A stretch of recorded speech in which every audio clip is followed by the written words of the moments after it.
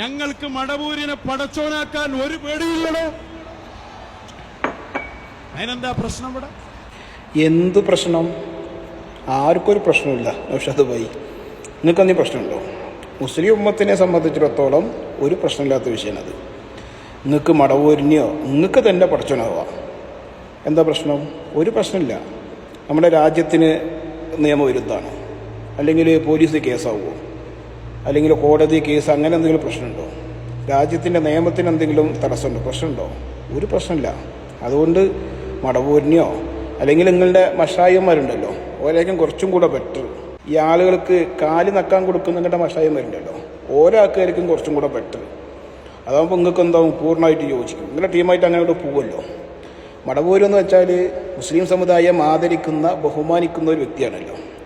അപ്പോൾ അതിനെ പിടിച്ചിട്ട് നിങ്ങൾ പടച്ചോനാക്കിയാൽ നിങ്ങൾക്ക് ചിലപ്പോൾ പടച്ചോനാവുമായിരിക്കും, ലോകർക്ക് പടച്ചോനാവൂല. മുസ്ലിം ഉമ്മത്തിന് പടച്ചോനാവുമോ? മുസ്ലിം ഉമ്മത്തിൻ്റെ പടച്ചോനാരാ? അത് അള്ളാഹുവാണ്. അതാണ് മുസ്ലിങ്ങളുടെ റബ്ബ്. ലാ ഇലാഹ ഇല്ലല്ലാഹ് മുഹമ്മദ് റസൂലുള്ളാഹ് എന്ന് പറയലില്ലേ? നിങ്ങളത് ആലങ്കാരികമായിട്ട് പറയുന്നുണ്ടെങ്കിലും നിങ്ങളുടെ വിശ്വാസങ്ങളൊക്കെ അതിന് എതിരുവാണ്. അതുകൊണ്ട് നിങ്ങൾ മടവൂരിനെയോ നിങ്ങളുടെ മഷായിമാരിനെയോ നിങ്ങൾ ആരെ വേണമെങ്കിലും പടച്ചോനാക്കിക്കോളി. അപ്പോൾ ഒരു കുഴപ്പമില്ല, ഒറ്റ പ്രശ്നമില്ല. ഇനി ഇതിൻ്റെ പേരിൽ പോലീസ് കേസോ രാജ്യദ്രോഹ കുറ്റമോ അതും പറഞ്ഞിട്ടൊന്നും ആരും വരില്ല.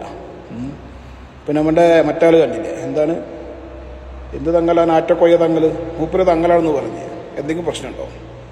പെട്ടെന്ന് സുപ്രഭാതത്തിൽ മൂപ്പര് പറഞ്ഞ് തങ്ങളാണ്, മൂപ്പൻ്റെ അനിയൻ തങ്ങളായി. അങ്ങനെ എത്ര വ്യാജസിദ്ധന്മാർ വന്നിട്ട് ലോകത്തെ എന്തെല്ലാം വാദിക്കുന്നുണ്ട്. അത് കുഴപ്പമൊന്നുമില്ല. നിങ്ങൾക്ക് ചിലപ്പോൾ അതൊക്കെ സ്ഥിരപ്പെടുമായിരിക്കും.